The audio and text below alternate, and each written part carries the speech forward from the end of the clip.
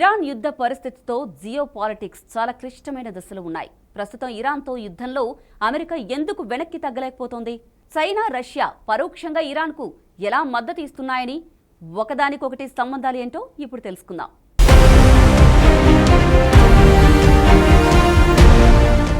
Iran యుద్ధం సాధారణ దేశాల మధ్య యుద్ధం కాదు.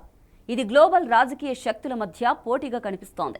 అమెరికా మిడిల్-ఈస్ట్లో తన ప్రభావాన్ని కోల్పోతే ప్రపంచ నాయకత్వంపై ప్రభావం పడే అవకాశం ఉందని నిపుణులు అభిప్రాయపడుతున్నారు. అందుకే అమెరికాకు పూర్తిగా వెనక్కి తగ్గే అవకాశం లేకుండా పోయిందని టాక్. పశ్చిమాసియా చమురు నిల్వలు ప్రపంచానికి అత్యంత కీలకం. ఇరాన్ వంటి దేశం ఈ ప్రాంతంలో ప్రభావం పెంచుకుంటే ప్రపంచ ఇంధన సరఫరా అస్థిరమవుతుంది. అందువల్ల అమెరికా ఈ ప్రాంతాన్ని నియంత్రించడానికి ప్రయత్నాలు చేస్తోంది.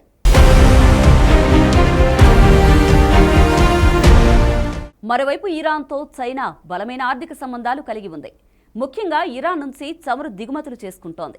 యుద్ధం వల్ల చైనా ఎనర్జీ సెక్యూరిటీకి ప్రమాదం ఏర్పడింది. రష్యా కూడా ఇరాన్కు పూర్తిగా సైనిక సహాయం చేయకపోయినా నిఘా వర్గాల ద్వారా సహాయం చేస్తోంది. ఇది ఇరాన్కు అమెరికా సైనిక కదలికలపై సమాచారం అందిస్తోంది.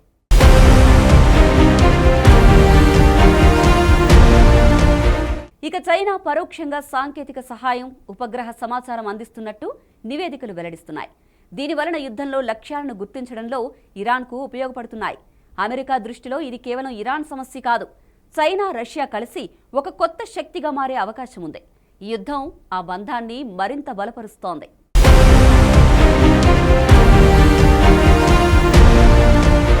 అయితే చైనా, రష్యా నేరుగా యుద్ధంలోకి దిగడం లేదు. ఒకవేళ అలా జరిగితే అది ప్రపంచ యుద్ధానికి దారితీసే ప్రమాదం ఉంది. అందుకే వారు పరోక్షంగా ఇరాన్కు మద్దతు ఇస్తున్నారని బహిరంగ రహస్యంగా మారింది. ఇరాన్ కూడా ఈ అవకాశాన్ని ఉపయోగించుకుంటోంది. చైనా, రష్యా తెర వెనుక ఇస్తున్న మద్దతుతో ఇరాన్ ఇప్పుడు అమెరికాను సవాల్ చేసే స్థాయికి చేరుకుంది. కానీ పైకి గంభీరంగా ఉన్న ఇరాన్ మాత్రం చైనా, రష్యాను పూర్తిగా నమ్మడానికి ఆస్కారం లేదని పలువురు విశ్లేషిస్తున్నారు. ఇక ఈ యుద్ధం వల్ల ప్రపంచ ఆర్థిక వ్యవస్థ కూడా ప్రభావితమవుతోంది. చమురు ధరలు పెరగడం, ట్రేడ్ రూట్లు ప్రమాదంలో పడ్డం వంటి సమస్యలు పెరుగుతున్నాయి. మొత్తానికి ప్రస్తుతం తెరపై అమెరికా, ఇరాన్ యుద్ధమని కనిపిస్తున్నా ఇరాన్ను ముందు ఉంచి చైనా, రష్యా దేశాలు ట్రంప్ను ట్రాప్లో పెట్టినట్టు కనిపిస్తోంది.